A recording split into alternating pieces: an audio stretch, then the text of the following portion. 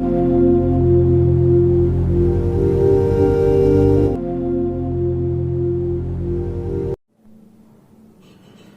Morning dear students.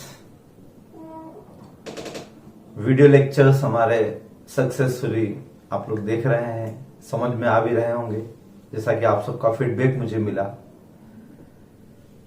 2 chapter अपने complete हो चुके हैं, income from other sources and clubbing of income. आपने इसको ध्यान से पढ़ लिया। मैं वीडियो लेक्चर में भी वैसे ही एक्सप्लेन कर रहा हूं आपको जैसे रेगुलर क्लास में करता हूं, उतनी ही डिटेल में बता रहा हूं, ठीक है, कोई शॉर्टकट नहीं। और एक वीडियो ज्यादा बन जाएगा, 10 मिनट आधा घंटे का ज्यादा बन जाएगा, वो चलेगा, ठीक है, लेकिन कुछ भी ऐसा प्रोविजन ना रह जाए जो आपको समझ में ना आए। इसलिए मैं कोशिश कर रहा हूं पूरा डिटेल बनाने की, ठीक है। क्वालिटी का थोड़ा इश्यू इसलिए आ सकता है क्योंकि मोबाइल में क्वालिटी तो बहुत हाई रिकॉर्ड हो रही है, बट लेकिन जब यूट्यूब पर हम अपलोड कर रहे हैं, ठीक है, तो इतनी क्वालिटी में अपलोड नहीं हो पा रहा है, इसलिए हमें उसको रिड्यूस करके अपलोड करना पड़ रहा है, ठीक है, बट आपको समझ में आ रहा होगा। तो 2 चैप्टर कंप्लीट करने के बाद अब हम स्टार्ट करते हैं 3rd number chapter. 3rd chapter आपका है deductions from gross total income. Deductions from gross total income.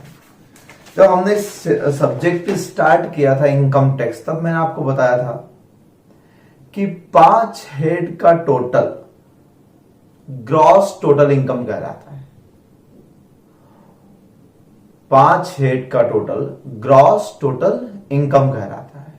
और उस ग्रॉस टोटल इनकम में से अगर हम डिडक्शंस माइनस कर देते हैं तो टोटल इनकम आ जाती है। वही टोटल इनकम टैक्सेबल होती है, उसी पर टैक्स लगता है, ठीक है। तो हम आते हैं जीटीआई के बाद जो डिडक्शन होते हैं, डिडक्शंस अंडर चैप्टर 6 ए, इसको हम बोलते हैं चैप्टर 6 ए, सेक्शन नहीं, सेक्शन में अलग से बताऊंगा। चैप्टर 6 ए, इसमें टोटल डिडक्शंस जो हैं सेक्शन 80 सी टू 80 यू तक पढ़ना है, ठीक है। तो कहलाएगा चैप्टर 6 ए। इसके 2 पार्ट हैं। कुछ डिडक्शंस ऐसे हैं जो एक्सपेंडिचर या इन्वेस्टमेंट पर होते हैं। आपने जैसे हमने 80C पढ़ रखा है, लाइफ इंश्योरेंस करवाएंगे यानी पेमेंट करेंगे तो डिडक्शन मिलेगा। तो कुछ पेमेंट बेस्ड डिडक्शन, एक्सपेंडिचर या इन्वेस्टमेंट बेस्ड डिडक्शन। और सेकंड पार्ट में इनकम बेस्ड डिडक्शन है, यानी आपकी जो इनकम होगी वो इनकम किसी सेक्शन में डिडक्टिबल होगी। जैसे interest on saving bank account income है, ये इनकम फ्रॉम अदर सोर्स में आता है, हमने पढ़ा भी है, वहां लिखेंगे, ठीक। लेकिन बाद में 80TTA में इसका डिडक्शन मिल जाएगा, या 80TTB में सीनियर सिटीजन के लिए इसका डिडक्शन मिल जाएगा। तो जितनी इनकम ऊपर लिखी उतनी इनकम वापस माइनस हो जाएगी। इसके लिए आपको अलग से कोई एक्सपेंडिचर करने की आवश्यकता नहीं है। तो 2 पार्ट में बताता हूं इस चैप्टर को, ठीक है। पहले हम इनिशियल पढ़ते हैं एक्सपेंडिचर या इन्वेस्टमेंट बेस्ड डिडक्शंस, ठीक है। तो बहुत सारे डिडक्शन है, बड़ा चैप्टर है इस बार। अब ये वाला चैप्टर बड़ा है आपका, ज्यादा लेक्चर्स मुझे लेना पड़ेंगे, लेकिन एक एक करके जितने सेक्शंस में आपको समझाते जाऊं, हर सेक्शन के बाद उसका प्रैक्टिकल क्वेश्चन आपको सिंघानिया बुक में भी मिलेगा और स्टडी मटेरियल में भी मिलेगा। तो जो जो सेक्शन में समझाते जाता हूं उसका क्वेश्चन आप सिंघानिया बुक से या स्टडी मटेरियल से करते चले जाएं, ठीक है। पहला सेक्शन, 1st नंबर सेक्शन है हमारा 80C। 1st नंबर सेक्शन है 80C। मैंने आपको पीडीएफ में नोट्स दिए हैं, वो सामने रखना। मैं फिर बोल रहा हूं, पिछले वीडियो में भी कहा था मैंने कि लॉकडाउन के कारण मैं प्रिंट आउट आपको अवेलेबल नहीं करवा पा रहा हूं, और आप भी शायद कहीं प्रिंट आउट नहीं निकलवा पा रहे होंगे, ठीक है। तो आप कोशिश करें कि पीडीएफ एक मोबाइल में सामने रखें और दूसरे मोबाइल से आप यूट्यूब वीडियो देखें, या अगर आपका लैपटॉप कंप्यूटर है तो यूट्यूब आप उस पर देखें और मोबाइल पे आप पीडीएफ वर्जन रखें नोट्स, तो साथ में समझ में आएगा। सिंघानिया चैप्टर से थ्योरी नहीं पढ़ना है आपको, प्रैक्टिकल जरूर करवाऊंगा मैं कुछ उसमें से, लेकिन थ्योरी बिल्कुल भी नहीं पढ़ना है। थ्योरी सारी इस समरी नोट्स से पढ़ना है, ठीक है। इसी में सारे बहुत टेबल फॉर्मेट में एट ए ग्लास बहुत इजीली मैंने आपको ये सारा दिया हुआ है, तो आपको इजीली समझ में आ जाएगा समरी फॉर्म में, और ये एग्जाम टाइम पर ये समरी नोट्स बहुत काम आएंगे। ठीक है, सिंघानिया से किसी बुक से पढ़ोगे बहुत डिटेल दिया होता है, ठीक है, उसको समराइज नहीं कर पाओगे आप। इसमें सारे कंटेंट, छूटा कुछ भी नहीं है, समरी फॉर्म है, लेकिन एक एक बात क्लियर है इसमें। तो नंबर 1 सबसे पहला सेक्शन हम देखते हैं एटीसी। एटीसी अवेलेबल किसके लिए है? Individual and HUF. इसका रिडक्शन कौन ले सकता है? Individual and HUF. कंपनी या फॉर्म इसका रिडक्शन नहीं ले सकते। एटीसी में क्या क्या आता है, किस किस आइटम पर हम डिडक्शंस ले सकते हैं? तो हमने सैलरी हेड जब पढ़ा था, तो सैलरी हेड में याद करो, एटीसी मैंने डिटेल पढ़वा चुका हूं मैं आपको।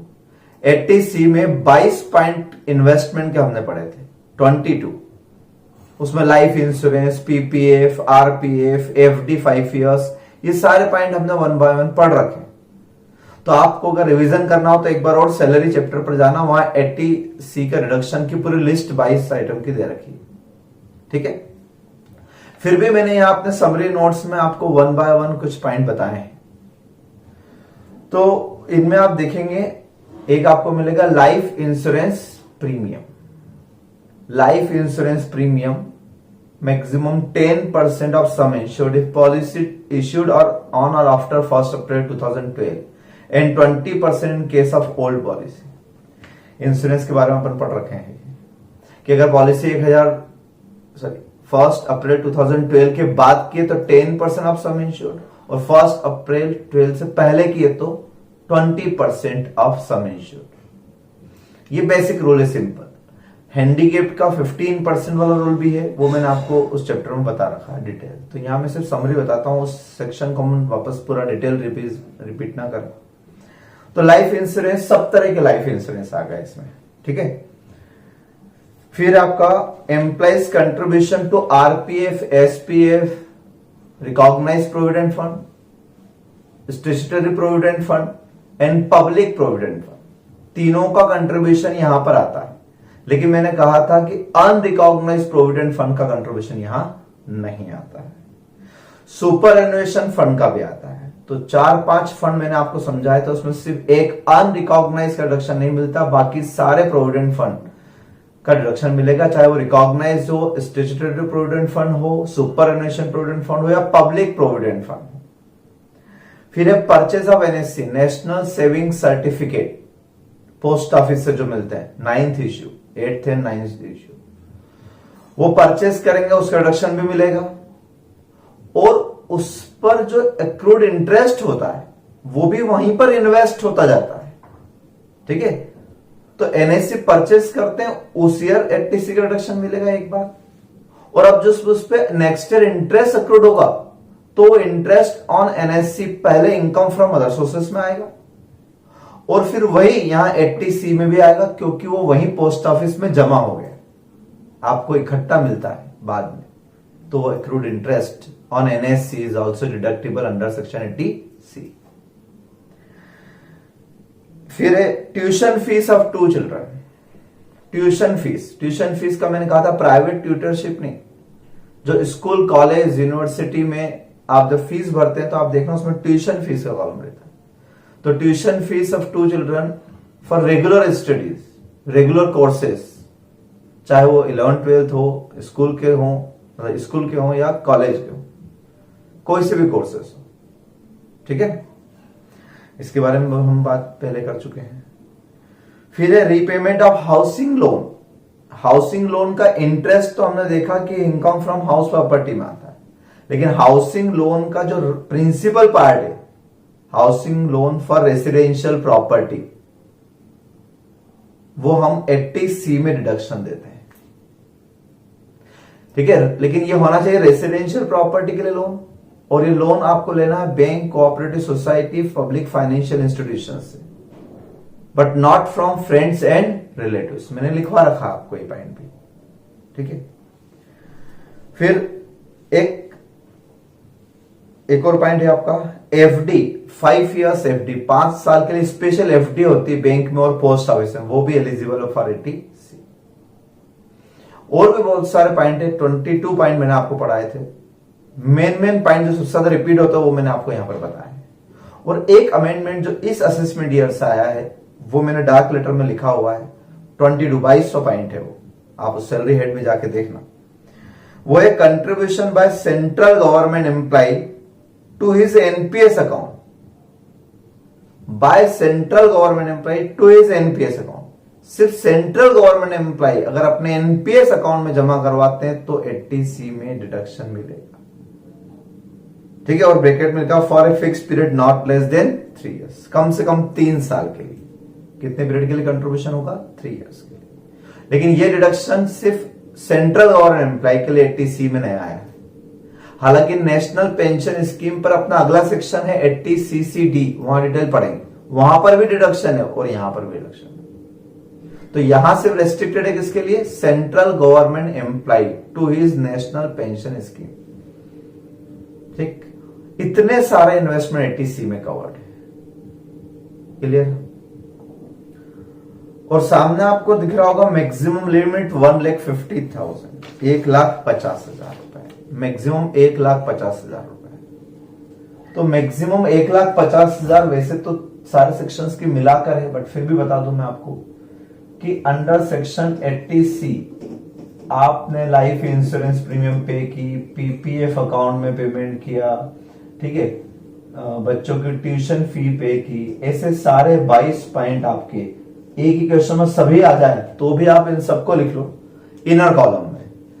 और इनर कॉलम में सपोज 2,10,000 हो रहा है तो आप आउटर कॉलम में डिडक्शन मैक्सिमम कितना दे सकते हैं? तो मैक्सिमम डिडक्शन अलाउेबल है 1,50,000, 1,50,000।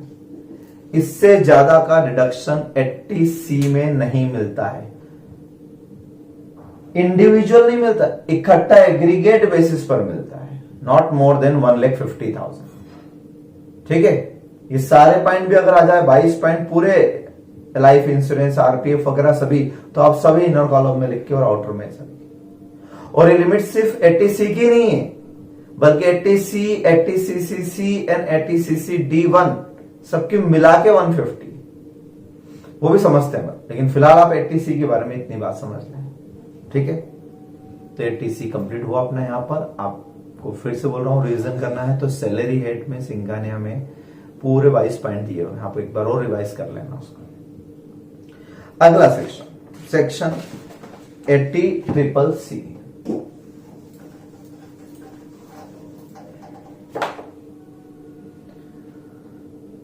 एटी किससे रिलेटेड है? तो आप देखो ये भी इंडिविजुअल के लिए है। और 80CCC है contribution to pension fund, contribution to pension fund means annuity plan of life insurance corporation और एनी अदर इंश्योरर। तो आपने अगर अपना पेंशन प्लान लिया है किसी इंश्योरेंस कंपनी से, कोई भी लाइफ इंश्योरेंस हो, बिरला सन लाइफ हो, कोई भी पेंशन प्लान क्या होता है आप समझते होंगे। यानी आप प्रीमियम देते जाए कुछ सालों के बाद 55 या 60 की एज के बाद आपको पेंशन मिले। ये नॉर्मल पेंशन प्लान है, कोई भी ले सकता है, जरूरी नहीं कि सैलरीड एम्प्लॉय हो। आप और हम अगर चाहते हैं, हम प्राइवेट सेक्टर के लोग हैं, हम कोई एम्प्लॉय नहीं है, लेकिन मैं भी चाहता हूं कि 60 के बाद मुझे पेंशन मिले, तो मैं अभी से किसी कंपनी का पेंशन फंड, पेंशन प्लान ले लूंगा, उसमें प्रीमियम दूंगा, फिर मुझे 60 की एज के बाद पर एनम क्या मिलने लगेगी? पेंशन मिलने लगेगी। तो ऐसे कई प्लान होते हैं, ठीक है। तो वो जो प्रीमियम हमने पे की during the year for pension scheme of life insurance corporation और any other corporation, it is deductible under section 80CCC, ठीक है। इसके अलग से कोई लिमिट नहीं है, वही 1.5 लाख में इंक्लूड है। यानी ऐसा नहीं कि 1.5 लाख 80C के अलग, 80CCC के अलग, तीनों के मिला के 80CCC और CCD भी आएगा भी आगे। आप देखो मैंने ब्रैकेट बना रखा है ऐसा मेरे नोट्स में, तो जहां तक ये ब्रैकेट जा रहा है वहां तक टोटल लिमिट कितनी? 1,50,000। यानी एक ही क्वेश्चन में 80C भी आ जाए, CCC भी आ जाए, CCD1 भी आ जाए, तो सबका मिला के मैं 1.5 लाख से ज्यादा बाहर नहीं लिख सकता, ठीक है। तो इस सेकंड नंबर सेक्शन में इतना ही था, ज्यादा कुछ भी नहीं है। Pension scheme of any insurer, third section 80CCD, ये बड़ा सेक्शन है, प्रैक्टिकल क्वेश्चन के साथ ही समझ में आएगा, ठीक है, तो ध्यान से समझें। 80CCD इंडिविजुअल एंड एचयूएफ के लिए अवेलेबल है। एक बात, contribution to national pension scheme of central government, contribution कहां देना है, national pension scheme of central government notified by central government, और अटल पेंशन योजना। आपको पता होगा 2004 के बाद गवर्नमेंट सेक्टर में पेंशन बंद हो गई। पहले गवर्नमेंट अपने जेब से आपको आजीवन, जब तक आप जिंदा रहे और आपके मरने के बाद आपके फैमिली वालों को पेंशन देती थी। अब न्यू अपॉइंटमेंट जितने भी हुए हैं उन सब में गवर्नमेंट ने अपनी जेब से पैसा, अपनी जेब से पेंशन देना बंद कर दिया है। अगर आपको पेंशन चाहिए तो गवर्नमेंट ने एक नई स्कीम लॉन्च की है, वो है नेशनल पेंशन स्कीम।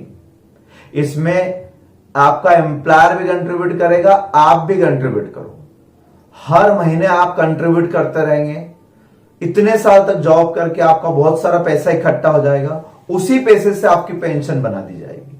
इसलिए अलग से गवर्नमेंट पे अब बर्डन नहीं रहा, ठीक है। तो नेशनल पेंशन स्कीम में कंट्रीब्यूशन करते हैं, यानी हम अगर पैसा जमा करवाते हैं तो हमें डिडक्शन मिलेगा। कितना मिलेगा, ध्यान से देखो। अब अगर आप सैलरीड एम्प्लॉय हो, अगर आप सैलरीड एम्प्लॉय हो तो एक बात और ध्यान रखना कि ये स्कीम ओपन फॉर ऑल है, एम्प्लॉयज के लिए भी है और सेल्फ एम्प्लॉयड पर्सन के लिए भी है।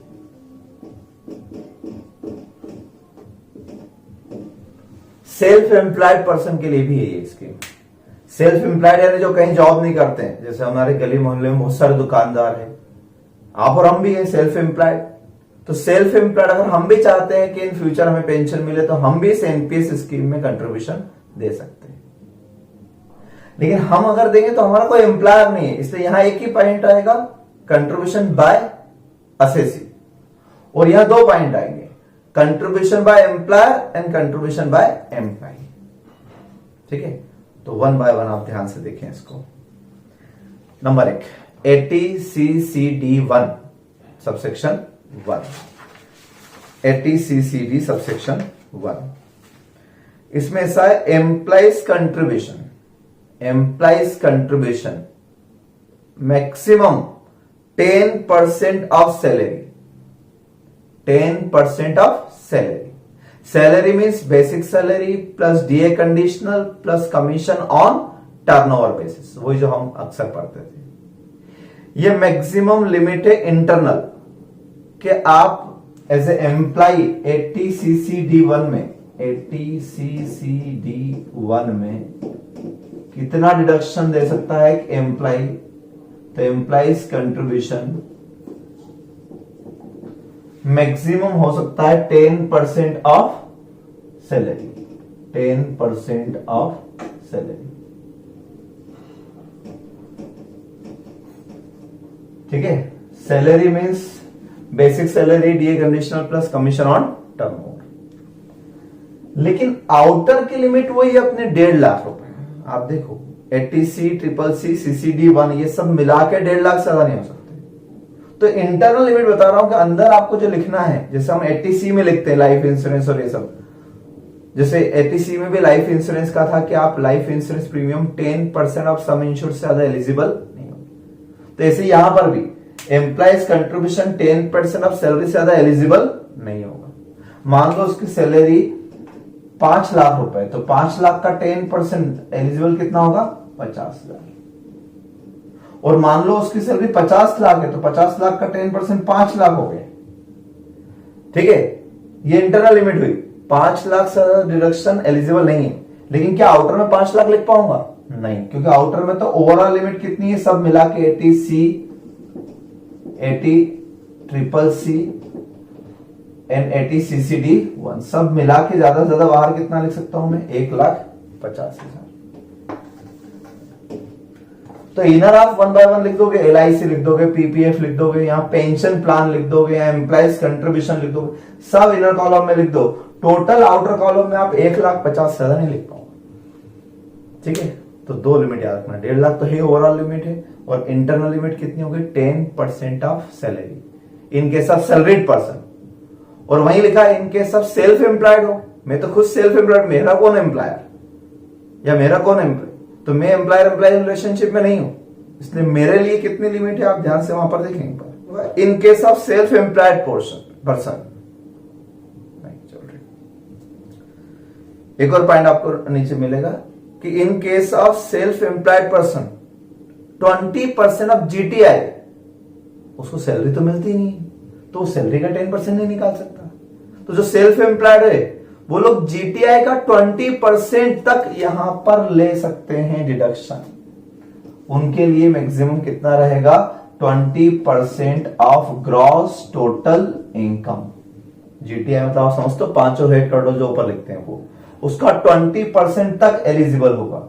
मान लो 5 लाख है तो 5 लाख का 20% 1 लाख रुपए तक एलिजिबल रहेगा सेल्फ एम्प्लॉयड पर्सन। तो ये सब मैं इंटरनल लिमिट बता रहा हूं, आउटर में तो 1.5 लाख की। तो ये सारे पॉइंट है, ठीक clear. 80CC-D1 employees contribution 10% of salary and in case of self employed person 20% of gross total income. एक और पॉइंट आपको नीचे मिलेगा, ये एक अलग से सेक्शन था, आप देखो ध्यान से वहीं पर 80CC-D1B subsection 1B, an additional amount of 50,000 can be invested in NPS which is not included in overall limit of 50,000। ये 10% 20% ये तो हो गया आपके 1.5 लाख की लिमिट में। इसके अलावा भी गवर्नमेंट ने स्पेशली आपको एक्स्ट्रा कंट्रीब्यूशन करने के लिए भी कह रहा है कि अगर आप एक्स्ट्रा कंट्रीब्यूशन करते हैं तो आपका कंट्रीब्यूशन 50,000 एक्स्ट्रा भी डिडक्टिबल होगा अपार्ट फ्रॉम 1,50,000। वो 1.5 लाख अलग से, 50,000 अलग से, यानी एक तरीके से 2 लाख हो गया ना। लेकिन ये 50,000 सिर्फ किसके लिए है, एनपीएस के लिए, यानी बेनिफिशियल हो गया एसएससी के लिए। तो हम ऐसा करेंगे कि अगर मान लो 1.5 लाख उधर ही कंज्यूम हो चुका है तो हम ये एक्स्ट्रा 50,000 अलग से ले लेंगे इंडक्शन। और ये प्रैक्टिकल क्वेश्चन में बहुत अच्छे से क्लियर हो जाएगा 50 एक्स्ट्रा का मतलब। लेकिन आप ये पढ़ लेना, additional amount of 50,000 can be invested in NPS which is not included in above limit of 1,50,000। 1,50,000 की लिमिट में ये इंक्लूड नहीं है, ये अलग से, ठीक। अब ऐसे 80CC-D1 कैसे 80CC-D2B, इसको मैंने अलग कर दिया, कट कर दिया। हालांकि सेक्शन वही है लेकिन कट कर दिया मैंने, उसको अलग कर दिया। क्यों कर दिया उसका रीजन समझे आप। एम्प्लॉयर्स कंट्रीब्यूशन किसका है ये, एम्प्लॉयर्स कंट्रीब्यूशन। तो डेफिनेटली ये क्लॉज उस पे लगेगा जब आप सैलरीड एम्प्लॉय हो तो ये आपका एम्प्लॉयर रहेगा। सेल्फ एम्प्लॉयड पर्सन के लिए ये वाला क्लॉज नहीं लगेगा क्योंकि उसका कोई एम्प्लॉयर नहीं होता है। तो जो सैलरीड एम्प्लॉय है उनका खुद का कंट्रीब्यूशन तो CC-D1 में आ गया है, और एम्प्लॉयर्स कंट्रीब्यूशन जो है, एम्प्लॉयर्स कंट्रीब्यूशन 80CC-D2 में एम्प्लॉयर्स कंट्रीब्यूशन कितना मैक्सिमम, तो इंटरनल लिमिट लिखिए 10% of salary and DA conditional plus commission on turnover basis, और 14% in case of central government employee. ये एक्स्ट्रा अमेंडमेंट आया था, तो 10% बाकी सारे एम्प्लॉयज के लिए। लेकिन अगर गवर्नमेंट एम्प्लॉय है तो ये 10% लिमिट बढ़ के 14 हो जाती है, ठीक है। मतलब अगर हम ऐसा कह सकते हैं कि पहले हम सेंट्रल गवर्नमेंट का बोलते हैं 14% of salary in case of central government employee, और अदर एम्प्लॉयज में कितना हो गया 10% of salary for other employee. Other employee के केस में 10%। इतना डिडक्शन आप ले सकते हो। सैलरी का मीनिंग वही basic plus DA conditional plus commission on turnover basis, same. अब सामने क्या लिखा हुआ जरा देखिए, it does not include in above limit of 1,50,000, इसलिए मैंने इसको अलग कर दिया। यानी इस 1.5 लाख की लिमिट में ये अलग इंक्लूड नहीं है, ये अलग से, और इस पर कोई लिमिट नहीं है। इस पर सिर्फ इंटरनल लिमिट है, आउटर कोई लिमिट नहीं। जितना भी हो, आपकी सैलरी 50 लाख है, 50 लाख रुपए का 10% 5 लाख, 5 लाख बाहर लिख दो, डिडक्शन मिल जाएगा, कोई प्रॉब्लम नहीं है, ठीक है ना। तो यहां आउटर कोई लिमिट अलग से नहीं है, यही लिमिट है। तो इन शॉर्ट अपन फिर से एक बात ध्यान से देख लें पहले कि 3 बात हो गई, 80CCD1 और 80CCD2, ये 2 तो अलग अलग हो गए। ये एम्प्लॉइज कंट्रीब्यूशन हो गया 10% ऑफ सैलरी, ये 1.5 लाख की लिमिट में आता है। तो मैंने आप देखो ब्रैकेट जो बनाया 80C, CCC और CCD का यहीं तक बनाया बस। फिर मैंने इस सेक्शन को अलग कर दिया मेरे नोट्स में, क्योंकि ये 80CCD जरूर है लेकिन एम्प्लॉयर्स कंट्रीब्यूशन है और इसकी ओवरऑल बाहर लिमिट नहीं है। 1.5 लाख ये अलग से लिख लो आप, और इसके 2, 4, 5, 10 लाख जितने वो अलग से लिख सकते हो, है ना। तो एम्प्लॉयज कंट्रीब्यूशन 1.5 लाख हो गया। यहां एक्स्ट्रा आप कितना और कर सकते हो, 50,000 एडिशनल कर सकते हो CCD1B के हिसाब से। और एम्प्लॉयर कंट्रीब्यूशन की कोई लिमिट नहीं, नो लिमिट। तो CCD थोड़ा सा टिपिकल रहेगा आपके लिए। तो CCD के लिए हम एक प्रैक्टिकल क्वेश्चन करते हैं, तब तक बात आगे नहीं बढ़ेगी। और प्रैक्टिकल क्वेश्चन के लिए आप आएंगे पेज नंबर 429, सिंघानिया में पेज नंबर 429 पर आए। 429 पर नीचे पैराग्राफ दे रखा है 142P1। एक बार आप क्वेश्चन पूरी स्क्रीन पर देख लें। जिनके पास बुक नहीं है वो लोग यह लिख कर रख लें, Singhania book page number 429 paragraph number 142P1। 4 situation वाला एक क्वेश्चन दे रखा है। फर्स्ट सिचुएशन को अगर आप ध्यान से देखेंगे तो फर्स्ट सिचुएशन में मुझे मेन डिडक्शन समझाना है, ठीक है। GTI कैसे निकालते हैं आप सब जानते हो, 5 हेड की इनकम टोटल। और सैलरी हेड हम अच्छे से पढ़ चुके हैं, सैलरी हेड में क्या क्या आता है आप अच्छे से जानते हो। तो मैंने इसलिए इसको डायरेक्ट लिख दिया है, फिर भी एक बार एक्सप्लेन कर देता हूं। सिचुएशन नंबर 1 आप पढ़ें। X is employed by central government for the previous year 1920. His basic salary is 5 lakh per annum. 5 lakh per annum. Besides, he gets a DNS allowance 50,000 per annum. DNS allowance 50,000 per annum. तो ये basic salary में ही DNS allowance add कर दिया है ना। Solution भी आप देखेंगे तो क्यों ऐड कर दिया, क्योंकि आगे लिखा हुआ है and special allowance 1 lakh, his income of other sources 2,10,000, central government contribute 13% of salary including DNS allowance.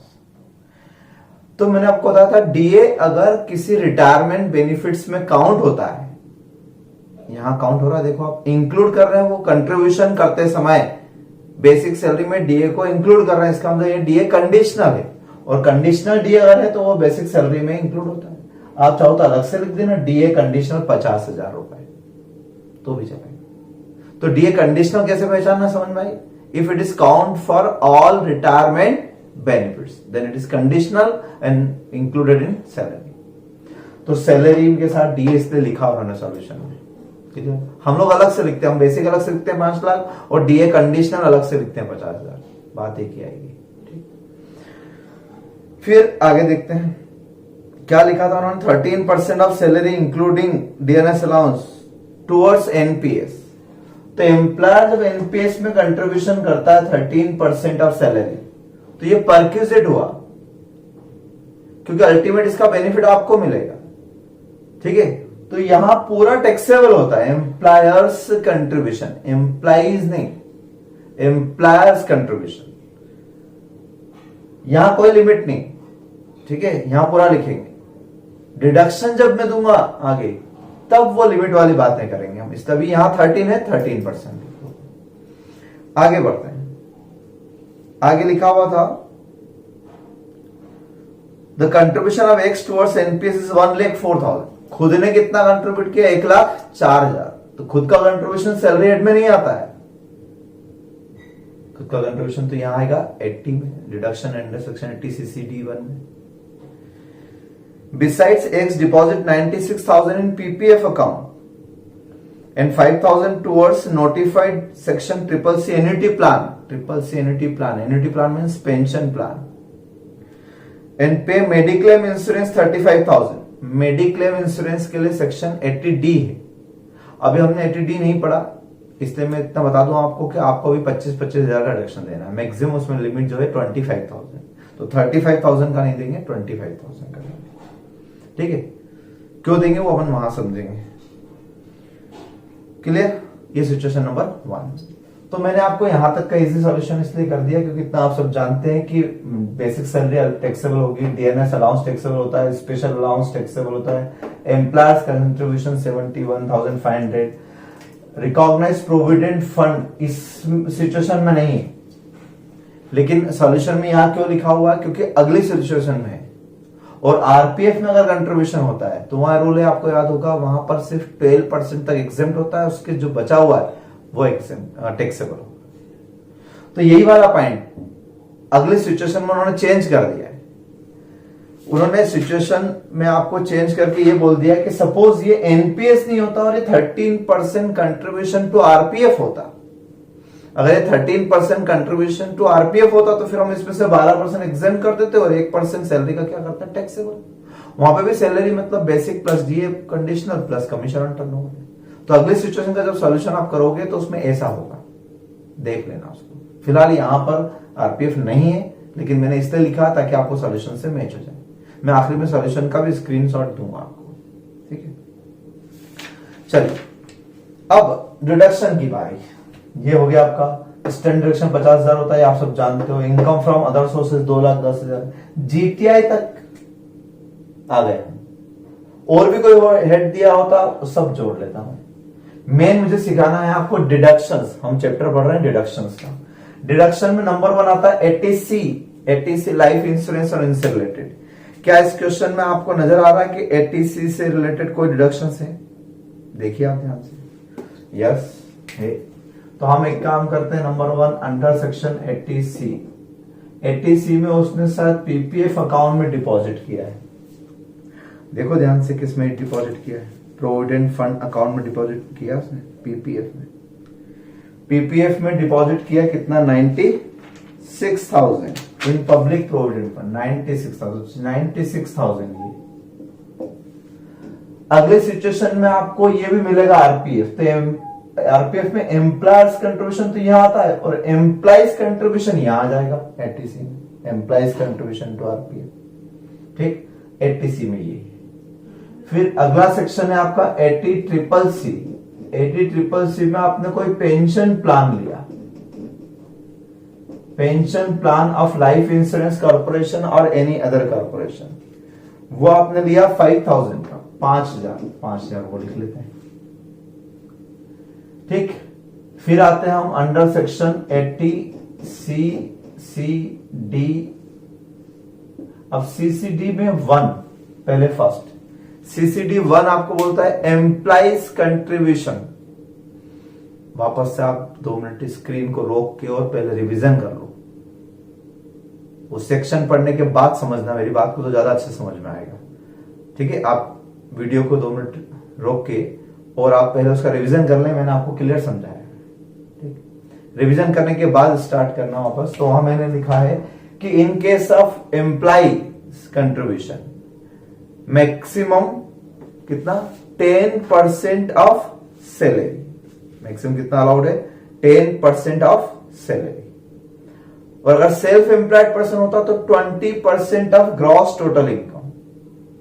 लेकिन ये सेल्फ एम्प्लॉयड पर्सन नहीं है, ये तो एम्प्लॉय है, इसलिए यहां पर 10% वाली लिमिट लगेगी, 10% ऑफ सैलरी। ठीक है, सैलरी में क्या आएगा? Basic salary plus DA conditional. Commission on turnover है ही नहीं, तो 5,50,000 का 10% कितना होता है? 55,000, 55,000 होता है। 55,000 कितना आएगा? 55,000। यहीं पर एक क्लॉज और था, वहीं नोट्स में देखेंगे। तो additional deduction 50,000 can be invested in NPS which is not included in overall limit of 1,50,000। इस ओवरऑल लिमिट में वो इंक्लूड नहीं होगा। ठीक है, तो क्या इसने कोई एडिशनल डिडक्शन, एडिशनल इन्वेस्टमेंट किया? तो मैं आपको बताता हूं, इसने टोटल मिला के कंट्रीब्यूशन कितना किया। इसने टोटल कंट्रीब्यूशन किया है, total contribution by employee employee का टोटल कंट्रीब्यूशन 1,04,000 है, 1,04,000। अब 2 मिनट के लिए रुक के सोचना कि अगर 1,04,000 में बाहर लिख देता हूं तो 1,04,000 और ये सब मिलके तो 1.5 लाख से ज्यादा हो रहे हैं, हो रहा है 1.5 लाख से ज्यादा। तो मैक्सिमम बाहर कितना लिख पाऊंगा? 1,50,000। कितना लिख पाऊंगा? 150, क्योंकि लिमिट जो है 150 को 80C, ट्रिपल सी, CCD1 तीनों की मिला के ओवरऑल लिमिट है वो, ध्यान रखना। CCD2 एम्प्लॉयर्स कंट्रीब्यूशन के अलग से लिख, वो अलग से लिखेंगे, उसकी कोई लिमिट नहीं, लेकिन इन तीनों को मिला के 1.5 लाख। अगर मैं सपोज 1,04,000 बाहर लिख देता हूं तो ये तो 1,04,50,000 से ज्यादा हो गए।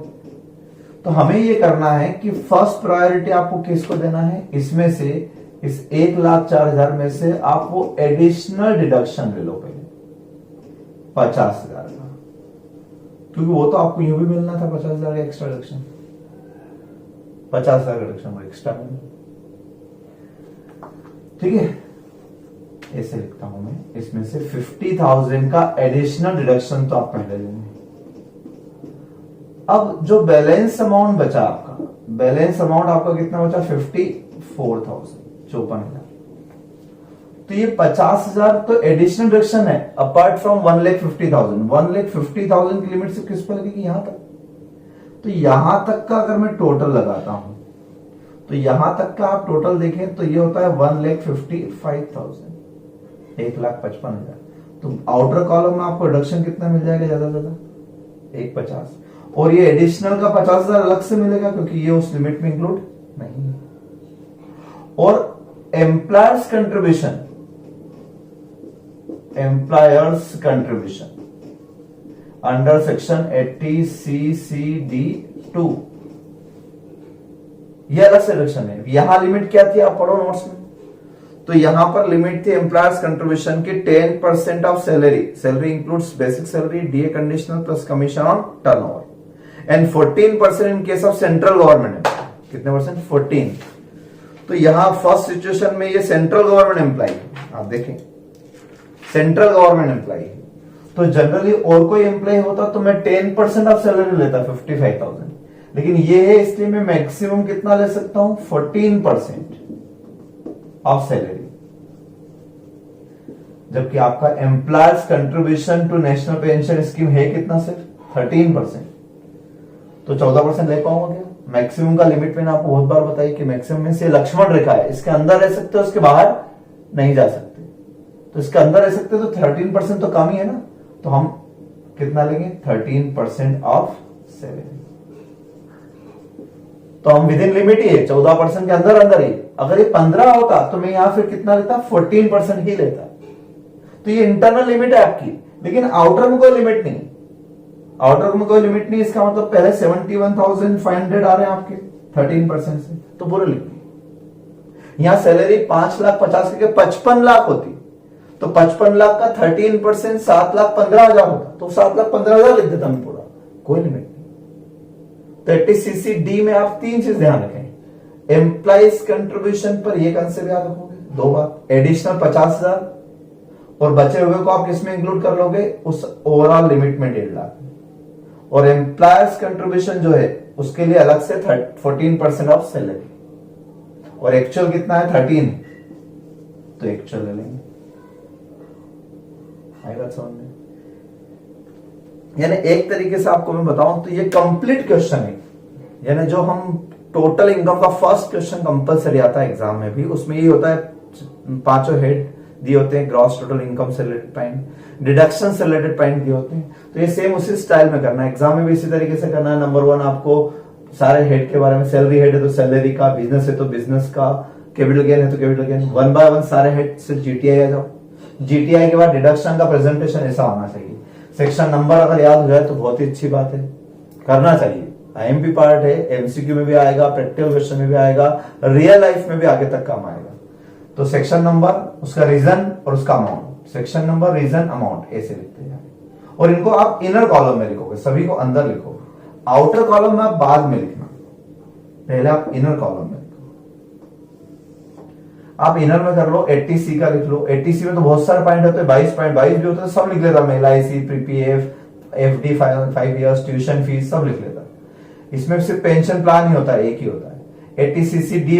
एटीसीसीडी में एम्प्लॉइज कंट्रीब्यूशन होता है, उसके 2 पार्ट होते हैं, लेकिन 2 पार्ट में से 50,000 वाला तो डायरेक्ट बाहर लिख देना, क्योंकि इस पे लिमिट नहीं लगती। और जो बचा हुआ पार्ट है बैलेंसिंग फिगर, वो आप इस ओवरऑल लिमिट में इंक्लूड कर लेना। और एम्प्लॉयज कंट्रीब्यूशन अलग से। स्टाइल ये रखना तो कंफ्यूजन नहीं होगा। बुक का सॉल्यूशन मत टिको, बुक में बहुत बेकार तरीके से किया हुआ है, लेकिन अल्टीमेट आंसर आपको बराबर आएगा। ठीक है, बुक में भी आप देखोगे तो 50,000 रिडक्शन ये आपको अवेलेबल मिलेगा। 50,000 के बाद 71,500 ये भी टिक करके मिलेगा। फिर सी पॉइंट, सॉरी एक और डिडक्शन है इसमें, ये सी हो गया, ट्रिपल सी हो गया, CCD1 हो गया, CCD2 हो गया। एक और डिडक्शन है, जगह नहीं मेरे पास, वो है अंडर सेक्शन 80D। एक पॉइंट आता है मेडिक्लेम इंश्योरेंस। मेडिक्लेम इंश्योरेंस में 35,000 पे किए थे। ये सेक्शन अभी हमने पढ़ा नहीं है, इसलिए मैं इसको डायरेक्ट लिख रहा हूं, अगला सेक्शन में हम समझेंगे इसको। यहां पर रूल है मैक्सिमम डिडक्शन 25,000 मिलता है, तो 25,000 इसके लिखे हुए हैं सी पॉइंट में। ए में 50,000 लिखे हैं, बी में 71,500 लिखे हुए हैं। ठीक है, ये ए पॉइंट, ये बी पॉइंट, ये सी पॉइंट। फिर डी पॉइंट में आपको लिखा हुआ 80C 96,000 ये लिखा है। डी के बाद आपको ई पॉइंट में पेंशन प्लान लिखा है 5,000 ये। फिर एफ प्लान में आपको लिखा हुआ है 54,000, ये एफ प्लान में 54,000। और इन तीनों का मिला के बाहर आउटर कॉलम में 1,50,000 लिखा हुआ है नीचे। जी पॉइंट देखिए, तो करने का स्टाइल अलग अलग है, लेकिन आंसर सेम आएगा आपको। तो ये सबसे बेस्ट तरीका है, सेक्शन लिखते जाओ 1 बाय 1, जिसकी लिमिट है अंदर लगा दो लिमिट। बस यहां थोड़ा सा ध्यान रखना कि 1,04,000 में से पहले प्रायोरिटी किसको देना, एडिशनल को देना, फिर बचे हुए को इसमें देना। उल्टा करते अगर तो हो सकता था आपका डिडक्शन कम आ जाता, इसलिए पहले इधर लेना और बचाओ ऊपर लेना। ठीक है, क्लियर है बात? ये है आपका 80CCD। सिचुएशन 1 मैंने आपको समझाया, सिचुएशन 2, 3, 4 या आप करके देखो। सारे क्वेश्चन मैं कराऊंगा तो फिर प्रैक्टिस मेरी होगी, तुम्हारी प्रैक्टिस नहीं होगी, इसलिए प्रैक्टिस करो उसको, अच्छे से देख लो। और बहुत इजी है, कोई टफ नहीं है। ना समझ में आया तो इस वीडियो को वापस से रिवाइज करके फिर से देखना, आपको बिल्कुल स्टाइल समझ में आ जाएगी, एग्जैक्टली इस तरीके से करना। ठीक है, चलिए इसके बाद के डिडक्शंस है, वो भी बहुत IMP है। 80D इसके बाद वाला डिडक्शन, ये सब IMP डिडक्शन है और इनको सबको प्रैक्टिकल के साथ करना है। ये चैप्टर बहुत IMP चैप्टर है, सारे पॉइंट IMP है, समझ लीजिए। और MCQ में, प्रैक्टिकल क्वेश्चन में, किसी भी प्रैक्टिकल क्वेश्चन में आ सकता है, इसलिए हम इसको लाइटली नहीं ले सकते, बराबर। 80CCD के बाद एक और सेक्शन आपको कट किया हुआ मिलेगा मेरे नोट्स में, वो है 80CCG। 80CCG वहां मैंने कट क्यों किया उसका रीजन बता दूं मैं आपको पढ़ना नहीं है, याद नहीं रखना है, बस इतना समझा दूं कि क्यों कट किया है। क्योंकि बुक में दिए सिंघानिया में, फिर आपको लगेगा कि सर ने छुड़वा दिया। मैं कोई भी पॉइंट नहीं छुड़वाऊंगा, ध्यान रखना। जो कोर्स में है, जो एप्लीकेबल है, वो बराबर पढ़ाऊंगा। सिंघानिया बुक सिर्फ सीए के लिए नहीं है, दूसरे क्लासेस के लिए भी, इसलिए उन्होंने बहुत सारे सेक्शन दूसरे भी दे रखे जो हमारे कोर्स में ही नहीं, इसलिए हम उसको नहीं पढ़ेंगे। और ये वाला कोर्स में है, लेकिन ये क्यों छोड़ दिया गया, क्योंकि इसमें लिखा available only up to assessment year 17-18, बस 17-18 तक के लिए अवेलेबल था, उसके बाद ही खत्म हो गया था सेक्शन। और वहां से 3 साल के लिए भी अगर देखें तो 17-18, 18-19, 19-20 लास्ट ईयर खत्म हो चुका है। 3 साल का डिडक्शन मिलता था इसका, तो 17-18 फर्स्ट ईयर था, 18-19 एंड 19-20 असेसमेंट ईयर खत्म हो चुका है। ठीक है ना। और हम जो कर रहे हैं क्वेश्चन वो सब असेसमेंट ईयर 2021 के कर रहे हैं, इसलिए ये हमारे लिए रिलेवेंट। ठीक, अब अगला MP हम पढ़ेंगे 80D, वो नेक्स्ट वीडियो में। ठीक है, तब तक आप इसकी प्रैक्टिस करें। स्टडी मटेरियल में अगर कोई क्वेश्चन हो तो वो भी करें। सिंघानिया का मैंने आपको बता दिया, वो क्वेश्चन भी कर लें। ठीक है, प्रैक्टिस के लिए जितने क्वेश्चन करेंगे अच्छा रहेगा। Okay, thank you so much.